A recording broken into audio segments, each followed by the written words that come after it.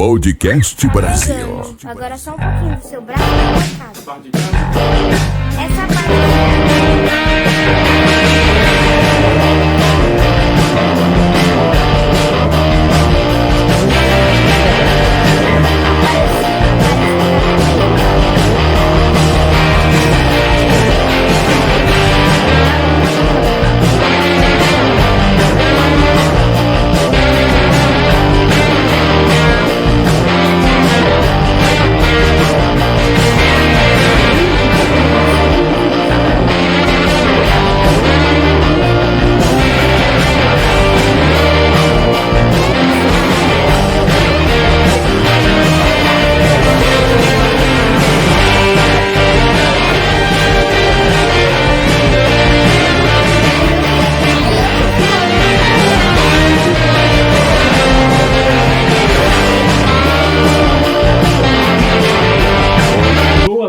Estamos iniciando mais um Podcast Brasil com o seu amigo que vos fala, Deire Yang, e aqui ao meu lado ele, mais uma vez, o meu amigo, pastor Reivan. Paz do Senhor, boa tarde. A paz do Senhor, Deire Yang, é um prazer enorme estar de volta aqui contigo, mais uma oportunidade, e estamos aí para conversarmos um pouco, né? Dessa vez vai dar certo, né? Pastor Reivan, a pergunta que eu faço para todo mundo que chega aqui é: quem é o pastor Reivan? Pastor Reivan, ele é pastor auxiliar na igreja do Burke, em Louveira, Dona Maria, Dona Maria agora, e mora em Louveira há quase 19 anos aí, casado com uma belíssima mulher, um filho e agora um sobrinho para completar aí a família. Glória a Deus. Pastor, fala um pouco da sua história, como iniciou a sua convenção, quando foi que iniciou o seu ministério? Bom,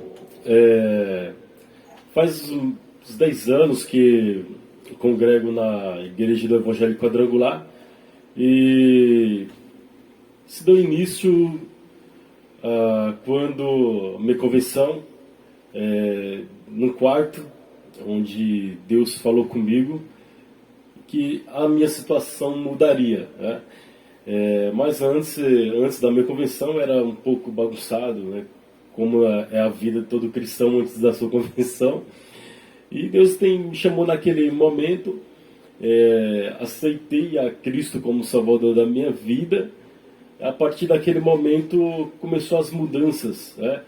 E não esperava de também um dia ter esse chamado para pastorear. E ao longo do caminho, da caminhada, senti aquele desejo, mas sempre pedindo a Deus em oração para que houvesse confirmação se era mesmo aquilo. Por causa que nós sabemos que é uma grande responsabilidade, né? É muita responsabilidade para esse ministério. E Deus, nessa longa caminhada, Deus tem confirmado de forma extraordinária. Falou várias vezes, pedi várias confirmações, não se contentava com a confirmação, mas Deus, eu quero mais uma confirmação. Até que um dia Deus usou uma outra pessoa de um outro estado para estar confirmando sim esse ministério na minha vida. Amém. Eu sou grato a Deus por tudo que Ele tem feito. Pastor, a palavra família significa o que para o senhor? Família, como nós já sabemos, vem onde Deus constitui ali através de Adão e Eva uma família, uma sociedade. Família para mim é um homem e uma mulher, onde ambos se completam. E Deus tem feito o homem e a mulher com propósito para multiplicar e cuidar um do outro. Para mim, família é extraordinário. Família é aquilo que Deus te deu para que você cuide bem. Bíblia. Bíblia, no sentido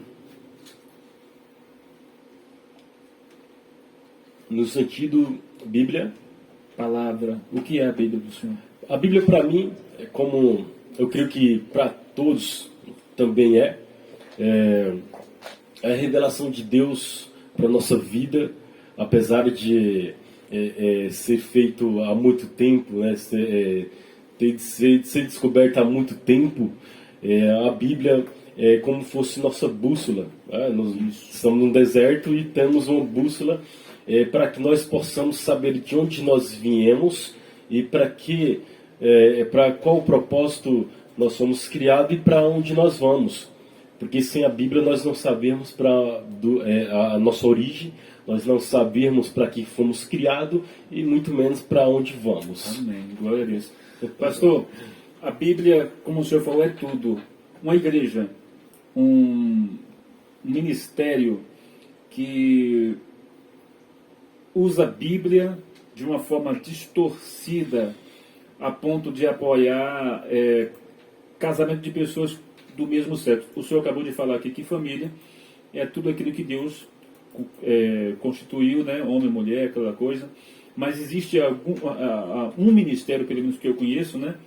Uma igreja que utiliza da Bíblia, da palavra, para legalizar, para dar voz ao casamento de pessoas do mesmo sexo. Como o senhor, pastor Reiva, reage? É aquilo, nós temos visto que as pessoas, não vou generalizar todos, mas aqueles que se diz que quer seguir a Cristo e que se diz que ama a Deus, né, de alguma forma, por trás de tudo isso, eles não só agridem a Bíblia, mas também agridem a Deus com seus pensamentos, com sua ideologia, né? Algo que nós não concordamos. Nós temos princípios e esses princípios têm que se valer.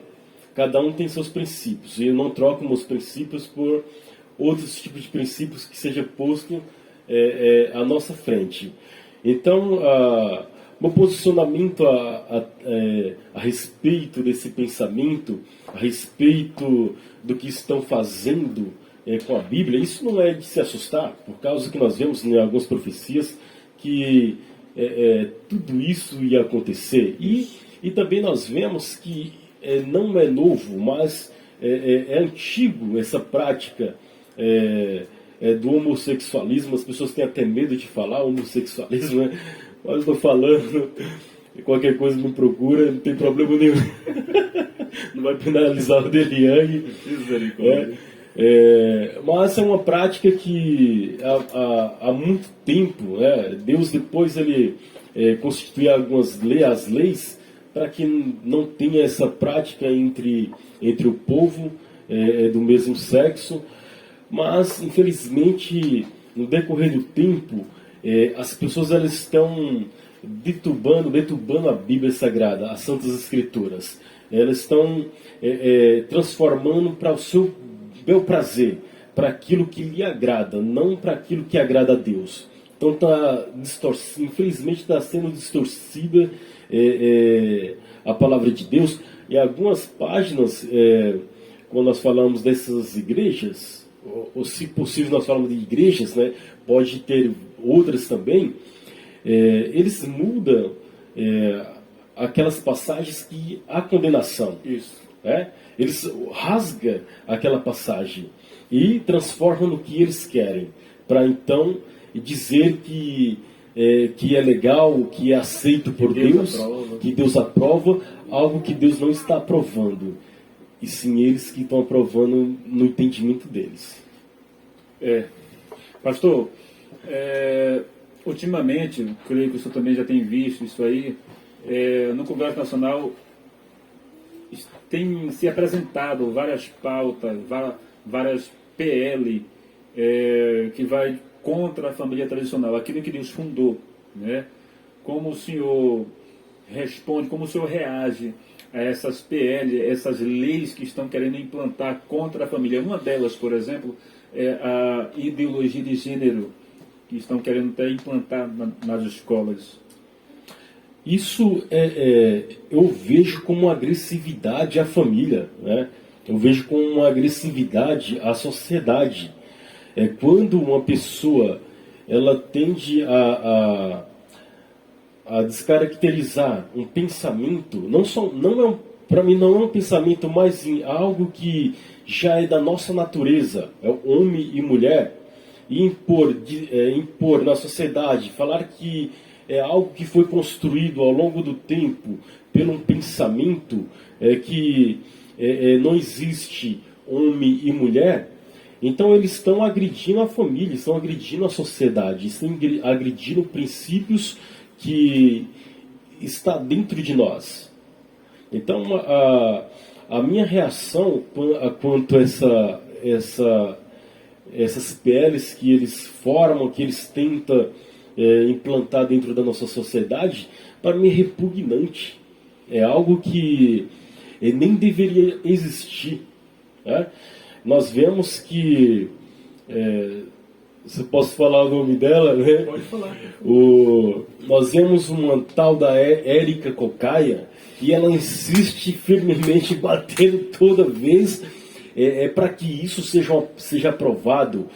E infelizmente também, Deliang, nós não vemos só nos congressos, no Congresso, na Câmara, eles lutando para que esse tipo de ideologia entre dentro da nossa sociedade, mas também nós vemos as escolas sendo inflamadas.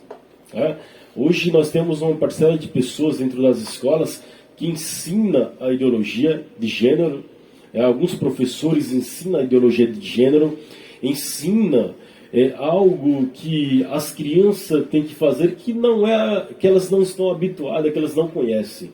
Então isso é uma agressividade à nossa família, à nossa sociedade, e totalmente eu repudio esse tipo de pensamento. Pastor, ultimamente o senhor é um pastor bem informado, além de professor de teologia, com certeza também é uma pessoa bem informada na área política. Ultimamente, vários pastores, várias pessoas, não só pastores, mas também pessoas que não são evangélicas, mas que entendem que é necessário defender o certo, vem lutando contra a ideologia de gênero nas escolas. No caso, existem alguns professores que são rebeldes, né? Isso. E para isso não tem lei. O cara lá que não tem cabelo, lá do STF, lá o Alexandre, não tem coragem de fazer. Alexandre de Moraes. Alexandre de Moraes, STF. É que eu vi um vídeo. Não é isso não. Então o que acontece? Aquele cara lá e outro, por exemplo, o Fachin também, não tem coragem de cair para dentro e de fato defender o que é certo, porque com o filho dele ou o neto ninguém faz isso. Né? Exatamente. Mas com o povo, aí vale tudo por interesses políticos. Então, o que acontece? Os pastores e algumas pessoas de bem vêm lutando contra a ideologia de gênero e também contra aquela coisa chamada linguagem neutra. Mas esses dias eu fiquei revoltado, essa é a palavra, eu fiquei revoltado quando eu vi que tinha em várias cidades do Brasil, Pernambuco, aqui em São Paulo, em várias cidades que existiam professores aplicando esse tipo de curso diabólico, eu vou dizer algo assim, essa loucura para as crianças de forma bem velada. O que foi que eu vi? Eu vi ela vestido dele e ele vestido dela, dando aula para as crianças. Ou seja, peraí, quem paga isso, quem paga eles é quem? É o povo. É o povo. Agora, você acha que o povo está sendo a favor disso aí? Numa boa, quer ser ela ou ele, seja lá fora. Exatamente. Quer ser o dragão, quer ser um cachorro, como está aparecendo hoje em dia, as feministas. Agora, eu rejeito o sexo feminino, né? Eu rejeito o sexo masculino, agora eu quero ser um cachorro, como tem agora aí, né? Uma cachorra, um dragão, seja lá fora, mas dentro da sala de aula, eu vi lá, numa boa, a criança é besta. Imagina uma criancinha na escola, minha filha, por exemplo, imagina ela na escola e vendo ela com a voz de ele. Será que ela não vai questionar a mãe? Lá tem uma professora que a voz dele é de homem. Aí você acha que vai morrer ali? Não vai morrer. Com certeza, alguém vai falar, não, é porque ela, é porque ela quis ser ele, ou ele quis ser ela, e está tudo numa boa. Logo está pregando de uma forma velada, de uma forma oculta para as crianças. Exatamente. O que é que a minha filha faz quando chega em casa? Nós fazemos uma brincadeirazinha, eu pego o bonequinho, brinco com ela, e ela faz assim: eu sou a professora. Ou seja, a professora é uma figura de autoridade para ela. Então é uma loucura isso aí. Como o senhor reage a essa penetração diabólica dentro das escolas? Isso, Deliang, eu fico surpreso com tamanha ignorância de professores formados, pedagogos, ou como eles queiram ser chamados, se é de fato professores, porque estudaram a vida toda Para nada. Para ensinar errado.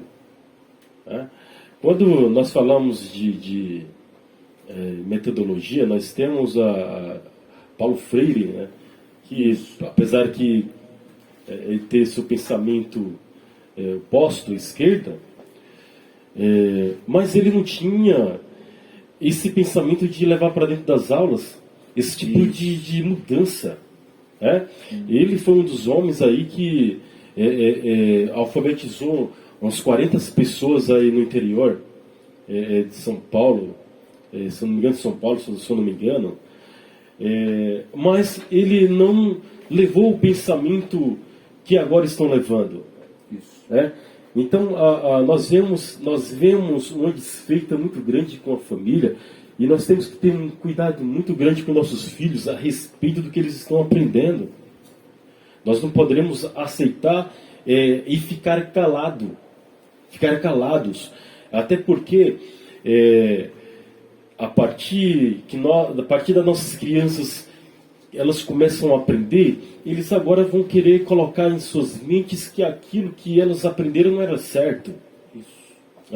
Então é algo para que seja pensado. Assim como Sansão, ele fazia suas artes escondido dos seus pais, não podia tocar nas carcaças de animal, não podia comer aquilo que estava lá, e seus pais não viram, mas estava à frente. Então, os pais, temos que ficar atento com nossos filhos o que está acontecendo nessas escolas, o que eles estão aprendendo, se realmente estão reaprendendo aquilo que é verdadeiro. Porque hoje nós vemos aí que, não todos, mas alguns, como foi falado aqui, ensina a ideologia de gênero, ensina a doutrinação da política. Isso. Então nós vemos que eles não ficam só só no assunto, mas eles querem embelezar com suas palavras, levar para as crianças algo que não é certo. E como que essas crianças vão crescer? Qual o pensamento dessas crianças futuro? Cuidados, pais. Nós temos que tomar cuidado com nossas crianças. Não falar aquele ditado, ela escolhe o que ela quiser. Enquanto elas são de menores, nós temos que aconselhar, temos que ensinar elas no caminho para que elas cresçam saudáveis.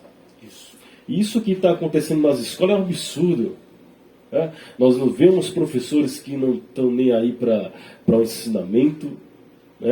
Eles simplesmente brigam politicamente de uma forma desrespeitosa dentro das escolas. Sai de ensinar o que é correto, o que é certo, ensina o que é errado.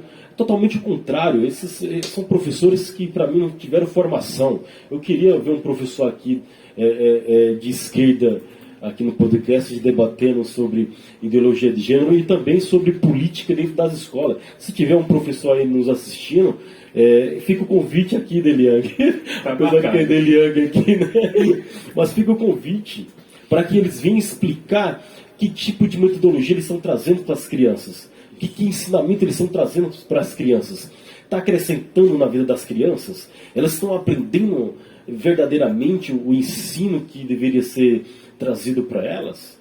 Então fica aqui meu repúdio a esses professores, a esses diretores que se fingem não ver, mas estão vendo e sabem o que está acontecendo nas escolas. É uma loucura, é uma loucura. Pastor Reivan, eu vou marcar isso aqui, viu? Eu vou marcar. É muito bom isso aí. Bom ter pessoas assim corajosas para poder vir trocar ideias. Não é briga, é ideias. Ideias. Né? Ideias. Porque às vezes as pessoas ficam construindo ou mantendo uma ideia totalmente torta, mas não encontram alguém para debater, para poder tentar mudar essa linha de pensamento paralisada, quebrada, retrógrada ou talvez diabólica, né? Mas vamos lá, pastor. Família e aborto, ela se encaixa ou não? Já sabe qual que é a resposta, né? A família ela se encaixa naquilo que Deus determinou. O aborto, como nós vemos, já é contramão, já é contra o pensamento a nosso respeito. Até mesmo aqueles que tem alguns que não são cristãos, muitas pessoas que não são cristãos não concordam com esse tipo de prática danosa que traz a mulher, né? Então, sou totalmente contra, não sou a favor, porque não tem nenhum fundamento, né? É algo que eles trazem para a sociedade, que a mulher vai se sentir bem, mas eles não verem, Deliang, os problemas que traz para a mulher que está ali antes das 22 semanas grávida e faz esse feto ser abortado. Eles sabem os danos que traz à mulher, mas eles se escondem da sociedade. Segundo o OMS, a mulher ela pode fazer esse aborto antes das 22 semanas, que então a criança ela não está ali consciente, não está formada, segundo eles não está formada, então é liberado aí o aborto. Mas nós vemos que isso aí é danoso à mulher, né? Isso pode perfurar o seu útero, pode trazer hemorragia também para a mulher, sem falar da placenta, os pedaços de estresses que pode ficar dentro da mulher também. Isso mesmo. Pode ocasionar vários problemas. Nós poderíamos mencionar vários problemas aqui que pode trazer para a mulher. Além disso, psicologicamente, quando nós falar um pouco sobre a psicologia, sobre a psicologia secular, não, a mulher de fato tem que trazer, tem que abortar, mas eles não fazem uma análise completa. Eles não fazem uma análise completa e também não traz os fatos que pode causar na vida das mulheres que faz o aborto, os problemas que pode causar na vida dela. Então, isso é alertado, isso Deus nos traz um alerta significante de como Jeremias, capítulo 1, versículo 5, vai falar que Deus, ele teceu nós dentro do ventre da nossa mãe. Eu ia falar isso agora. Então, é algo que já está formado. Antes o OMS declara que pode ser abortado antes das 22 semanas, mas Deus, antes mesmo dessas 22 semanas, ou antes de eu existir, ele já sabia que eu ia existir. Já estava preparado. Já estava preparado, antes, né? Exatamente. Então, totalmente contra esse pensamento. Infelizmente, é algo que precisa ser mais debatido para que não seja aprovado futuramente algo que traga danos à sociedade. Pastor, crente com mentalidade petista, ou melhor, esquerdista, melhor, para não falar do PT aqui. Crente que fala assim, eu sou crente, mas eu sou de esquerda. Como o senhor reage? Para os petistas, né, para falar os petistas, não tenho raiva de vocês, jamais. Eu amo de coração vocês. Mas a palavra de Deus diz que conhecereis a verdade e a verdade vos libertará. Tá? Então, uma das verdades, para nós termos esse conhecimento, é quando é formado esquerda e direita. Tá? Nós vemos aí em 89, entre aí a Revolução Francesa, no poder de Napoleão Bonaparte, que um sentou à direita e o outro sentou à esquerda, então formou esses dois grupos aí, direita e esquerda. Então cada um lutava ali pelos seus ideais. Então, ao meu ver que depois para ajustar os seus pensamentos, traz pensamentos de Karl Marx, e outros aí de outros conservadores, mas a respeito de nossos irmãos que apoia e acredita na esquerda, nós precisamos fazer uma avaliação da nossa vida com Deus, primeiramente, e ler Bíblia. É isso. Primeiramente, eu pergunto para um cristão petista de esquerda, a primeira coisa que eu perguntaria para ele, eu pergunto se ele lê Bíblia. Essa seria a minha primeira pergunta. Porque não tem como. Deus não apoia esse tipo de pensamento. Não vamos confundir o ajuntamento ali quando houve... todo mundo vendia suas propriedades, vendia o que tinha e se ajudava. Não vamos distorcer essa palavra como fosse um comunismo. Bandidagem, viu? Não vamos confundir isso aí, não. Porque eles têm essas ideias mesmo. Mas Jesus chegou lá e dividiu o pão, repartiu o pão. Peraí, não mistura Jesus nessa ideia não, que Jesus não era a favor de liberação de drogas. Jesus nunca foi a favor de aborto. Jesus é vida. Isso. Entende? Então, não é bom misturar, porque esse pessoal é terrível. É terrível. Então eu faço esse convite a analisar a sua vida com Deus e se realmente for ser nascido de novo. Então eu fico pensando, meu Deus, como que o cristão, até pastores, como você citou, até pastores apoiando esses pensamentos. Isso é impossível, pastor, eu creio. Nós temos essa mesma linha de pensamento. É impossível eu dizer, eu sou de esquerda, mas não apoio. Esquisito. É como dizer... esquisito. Como dizer, tá aqui Jesus e Barrabás. Eu escolho Barrabás, mas eu gosto de Jesus. É mentira. É mentira. É falta de Bíblia. Eu falei para o senhor aqui, acho que foi para um outro pastor, sobre o pastor Hernandes, que estava em Cuba, fazendo missão, foi morto pelo comunismo. O comunismo é a mesma esquerda, é o mesmo socialismo, é uma ponte para a ditadura. Então, matou o pastor Hernandes, matou a mulher, matou a filha, porque estava pregando a palavra. China também fez a mesma coisa, retirou o recurso financeiro durante a pandemia de uma senhora só porque ela falou graças a Deus. Isso é o comunismo, é o socialismo, que está tudo juntinho. Socialismo e comunismo. Quem é o comunismo aqui no Brasil? PCdoB, quem está junto com ele? Boulos, aquele bolo lá que não é o que come não, é o bolo mesmo, Boulos, bolo. Né? Está junto com quem? Loucura. Loucura, exatamente. Né? Pastor, a Bíblia, já vamos finalizar, tá? A Bíblia, ela fala sobre o homem ser o cabeça. Aqui entra mais uma questão que vai ficar doido. A Bíblia fala que o homem é o cabeça, né, da casa. E hoje em dia, o movimento feminista, eles pregam aquela ideia do autoritarismo, de ter o que? Empoderamento, de ser igual, direitos iguais, né? Na hora da licença maternidade, ninguém quer ficar 5 dias em casa, que nem um homem.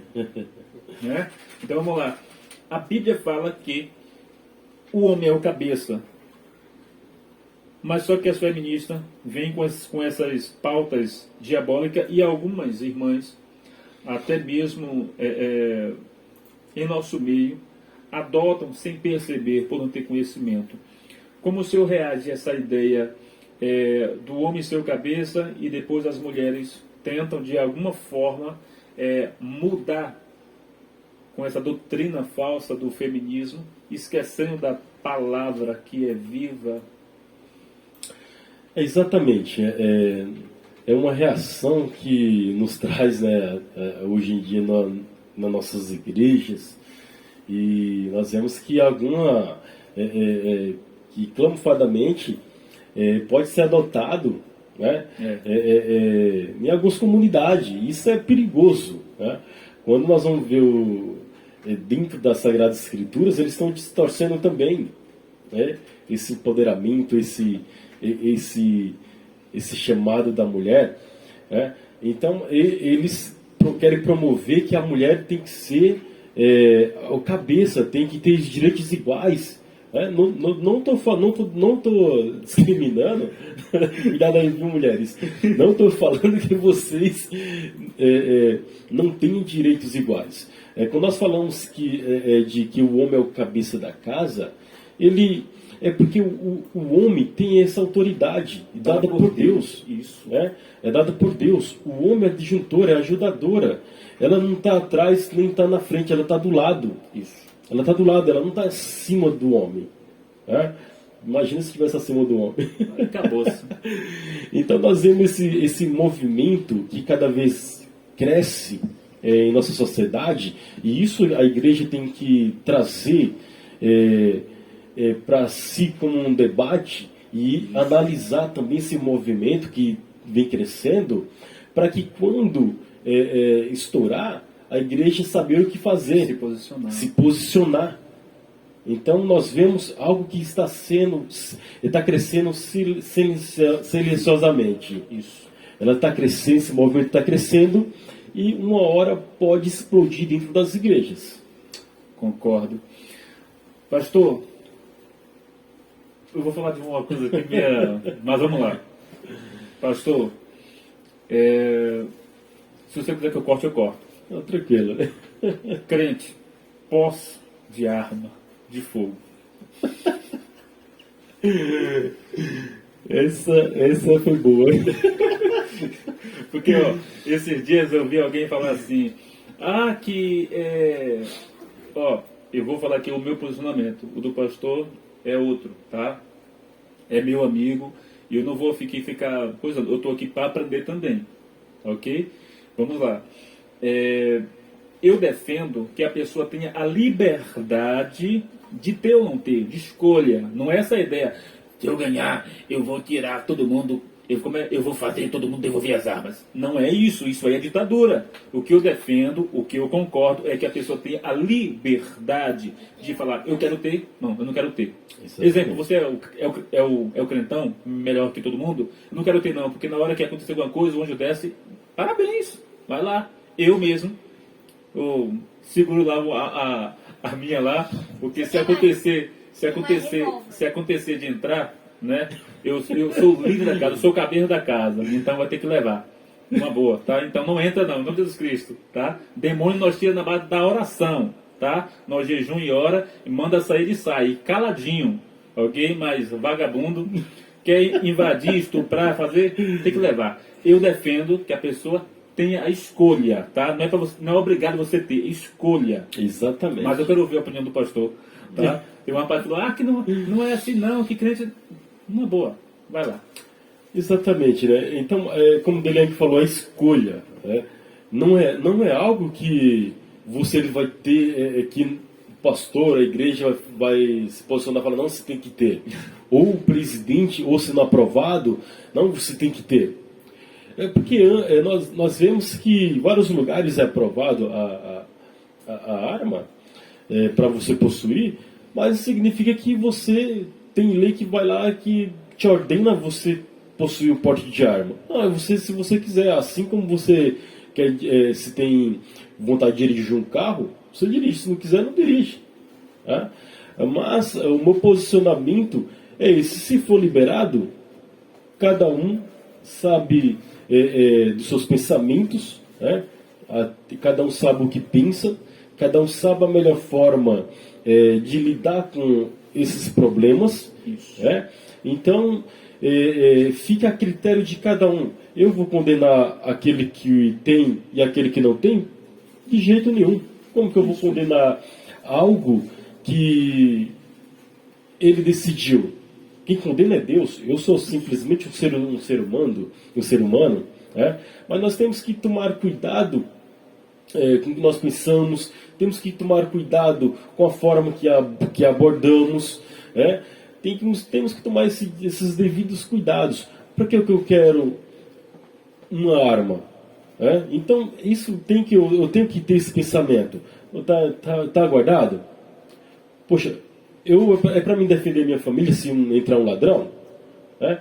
Então, eu faço, assim como o Deliang fez essa pergunta, eu acredito que estamos sendo bombardeados aí, mas eu faço uma pergunta para você também. Se você estivesse no seu sofá e entrasse um bandido armado e você tivesse com a arma na mão e tivesse uma criança do teu lado e ela apontasse a arma para a cabeça da criança e você tivesse a chance de se defender, você dispararia aquela arma ou não? Até porque eu tava faz um ponto aí, pastor. Eu estava lendo com ele, que eu faço culto com ele em casa de vez em quando. E eu estava mostrando para ele na Bíblia Deus não condenando. Exemplo, foi no Êxodo, não foi? Livro do Deus Êxodo. não condena se for para se defender. Uma pessoa entrou, o ladrão entrou na casa e tentou fazer alguma maldade. E se você, no caso, deter aquele ladrão e chegar a matar, Deus não condena. Êxodo, tá? No livro de Êxodo, pode ler lá. Não vou dar o capítulo aqui não, vai estudar. Livro de Êxodo, tá? Ou seja, Deus dá livre arbítrio, legítima defesa, porque você é o líder da casa, é o cabeça da casa. Então, as pessoas têm essa ideia que arma mata pessoas. Arma não mata, quem mata são pessoas. Porque da mesma forma que se uma pessoa entrar na minha casa, eu posso reagir com arma de fogo, você pode reagir com um pau de vassoura e matar o cara com um pau de vassoura. E aí, um pau de vassoura não serviu como arma? Eu fiz um curso na área militar e eu aprendi sobre isso, que até um bocal pode servir como arma, entende? Então, de fato, não necessita de uma arma de fogo, uma faca de cozinha. Se você tiver com um carro, com raiva de alguém, você pode atropelar e aí tem que proibir o carro. Então, é essa visão que as pessoas precisam de ter. E mais uma coisa, quando se fala de liberação, posse de arma é uma coisa, porte é outra. Posse de arma você tem em casa, não se trata de um caminhão chegando na rua, toma aqui arma. Não se trata, passa tudo por um processo, exame psicotécnico, treinamento, vai te falar as consequências do que pode vir a acontecer caso você dispare. Então tem todo esse procedimento. Exatamente. E Deliang, assim que, como você falou, né, lá do Antigo Testamento, tinha a cidade dos refugiados, né? Isso, matou, poxa, tem uma cidade, qual é a tua cidade? Lá você será julgado. Então, assim, cabe a você fazer uma avaliação. Não é você ir pela a mente daquelas pessoas que dizem, não, você não pode ter. Por que elas dizem que você não pode ter? Mas elas que defendem que não pode ter uma arma, é as mesmas que anda com segurança, armado. Anda com segurança, anda armado. Eles têm. Observa Lula, com o cara com uma semi-metralhadora. Exatamente. Eles querem. Por que querem desarmar? Você já viu um país comunista armado? Só Israel se é armado ou se é desarmado. Exatamente. Então, assim, fica o nosso critério avaliar. Avaliar se eu quero ou não. E crente, pastor, eu costumo dizer que crente, ele é equilibrado. Não tem esse dizer assim, o crente, se tiver uma vai sair matando. Não existe. Ele pode matar sem arma. Exatamente. Você entende? Crente que é crente, ele é moldado pela palavra. Exatamente, Deliang. Você quer ver? Você quer ver uma coisa? Você já matou alguém sem arma? Precisa de arma para matar alguém? Não. A própria palavra diz, se você olhar para uma mulher e desejar, ela já pecou. Então, se eu pensar matando uma pessoa, eu já matei. A Bíblia, isso mesmo, a Bíblia fala que os adultérios, assassinatos, as luxúrias, vêm tudo do coração, pensamento, coração. Exatamente. Pastor, vamos finalizar esse programa. Essa parte da arma foi top, vamos levantar de novo aqui. Tá? Eu sei que vai dar polêmica esse negócio de arma, mas não vou fazer corte não, tá? Vai estar no canal. Viu? Pastor, deixa eu falar sobre um assunto aqui que eu até me esqueci. Divórcio, isso mesmo, divórcio. Hoje o maior inimigo da família é o divórcio. Já existe uma pesquisa onde no meio evangélico o nível de divórcio estourou, igualou com o pessoal lá de fora. Hoje em dia, como eu já conversei aqui com o senhor outro dia, um grito corre para casa do papai. Se falar alguma coisa, se de repente encostou assim, aí já me agrediu, né? Então, como é que o senhor reage ao nível avançado de divórcio no meio evangélico? O que o senhor acha que está acontecendo no meio evangélico, porque esse nível cresceu tanto a ponto de igualar o povo lá de fora? Beleza, acrescentar um pouco sobre o que foi falado na outra vez. Estamos vivendo na era digital. E a era digital, ela traz muitos benefícios para a nossa vida, assim como está trazendo benefício aqui, que a mensagem está chegando aí na sua casa, né, no seu lar. Você está sendo abençoado por isso. Mas quando nós analisamos a vida social, analisamos a vida cotidiana, quando nós analisamos a família, nós esquecemos às vezes de pensar também na evolução digital, né? Eu tenho que analisar qual a causa que está sendo motivos de divórcio. Assim como as redes sociais são um diálogo neutro, é algo que eu me comunico com a outra pessoa que está do outro lado sem precisar falar, e ter uma interação, eu interajo com ela de uma forma diferente, não preciso me expor, não preciso falar, eu falo o que eu quiser, eu falo o que eu quiser. Isso, eu vou trazer um alerta para os cristãos aí também, que entre redes sociais, nós colocamos lá, postamos, falamos o que nós queremos. Nós temos que ter um diálogo sadio. Quando eu falo um diálogo sadio, é eu respeitar. Não estou fugindo do tema não, estou voltando só para dar uma ilustração. Eu tenho que respeitar o espaço do outro, eu tenho que respeitar o pensamento do outro. Não agredir verbalmente, digitando ali o que eu quero e rasgando ali o verbo, como diz o ditado, não dando espaço para outra pessoa. Então nós vemos algo que cresceu muito.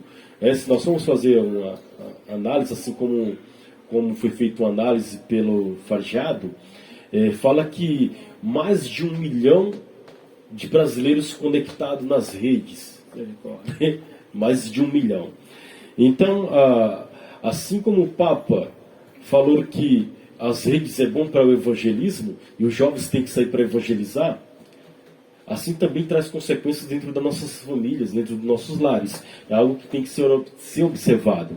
A linguagem neutra traz neutralidade para o casamento, as famílias não se comunicam, perdeu aquele prazer de conversar um com o outro, que está sempre ali conectado, vendo as mensagens, e isso passa o dia. Então a família está sendo destruída, na minha concepção, a falta de diálogo. E essa falta de diálogo tem causado muito danos para a família e trazendo aí o divórcio, a qual traz desequilíbrio emocional.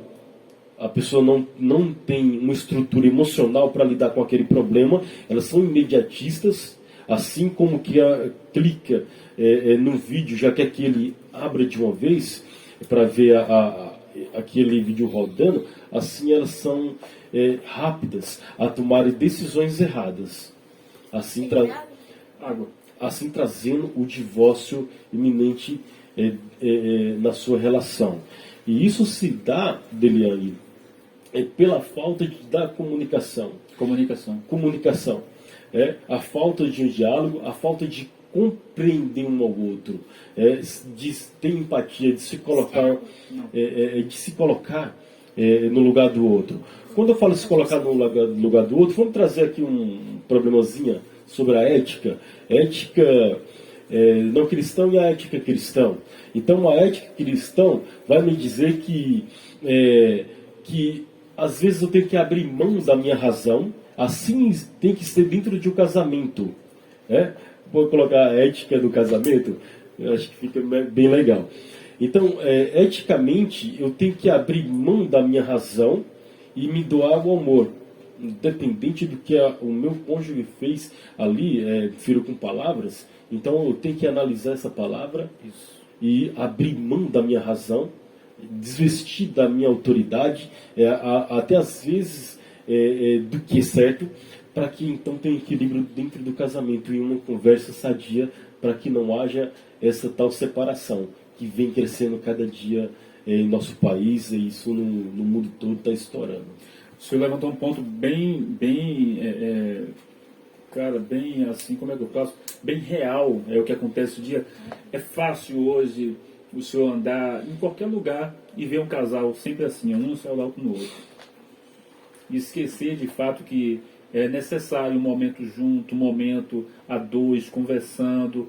Falta de diálogo. Diálogo resolve não 100%, mas pode dizer que um diálogo resolve 90% das coisas. Com certeza, com certeza. Pastor Reivan, mais uma vez eu quero te agradecer por ter vindo aqui ao nosso programa. Obrigado mesmo por ter aceitado mais uma vez o convite. Dessa vez deu certo, tá?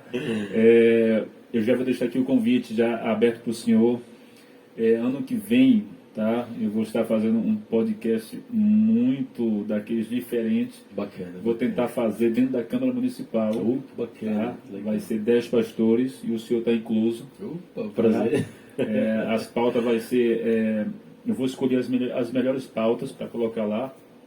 E o convite já está de pé. Tá bom? Se por acaso alguém ligar para poder vir para o debate aqui, nós já traz para o mês que vem, se ele estiver disponível. Senão nós botamos no que vem. Certo. Tá bom? Pastor Reivan, deixa aí uma palavra de 1 minuto e deixa um abraço para quem o senhor quiser. Mandar um abraço para minha família, para minha esposa que está se recuperando aí de cirurgia. Um abraço para o meu filho Aleph, para o meu sobrinho Alan e para toda a igreja, meus pastores também, Igreja Quadrangular. E um versículo, um capítulo aí, Provérbios, que eu acho bem interessante, que eu gosto muito e que me faz refletir em momentos assim, dentro do casamento ou de qualquer outro momento. Provérbios 4, 23, que diz: cuidado com o seu pensamento, pois a sua vida é dirigida pelo que você pensa. Cuidado com o que pensa, porque a sua vida é dirigida pelos seus pensamentos. Então nós temos que tomar esse cuidado antes de tomar uma decisão. Tem dúvida? Então não toma dúvida. E para aqueles que está sem esperança em casa, deixar mais um também, que está sem esperança, que está impaciente, Romanos 12. É muito bom. Grave esse capítulo aí. Não vou falar, mas vou deixar você com gostinho de ir lá e pesquisar na Bíblia, tá bom? Romanos 12. Alegre-se. Amém. Deus abençoe. Mais uma vez, obrigado, Deus abençoe. E tamo junto. Deus abençoe.